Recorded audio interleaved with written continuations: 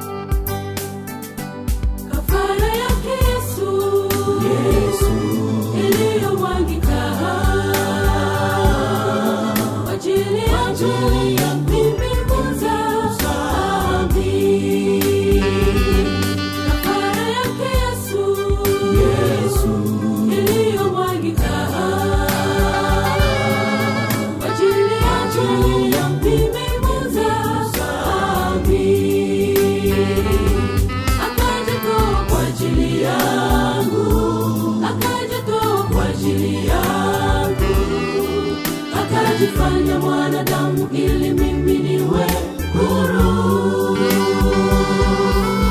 Huyo Yesu kapigwa sana, kapigwa msumari ili mimi niokolewe. Wakavua hata vazi lake, mwana wa watu asiye na hatia, ili mimi nipate uzima. Huyo Yesu kapigwa sana, kapigwa msumari ili mimi niokolewe. Wakavua hata vazi lake, mwana wa watu asiye na hatia, ili mimi nipate uzima. Ndugu, unapotenda tena dhambi, wamrudisha Yesu. Msalabani, msalabani ndugu, katuokoa ili tuwe huru, katuondolea dhambi zetu. Yeye ni Bwana, kachukua mzigo wa mwanadamu ili tupate wokovu, katuondolea dhambi zetu. Yeye ni Bwana.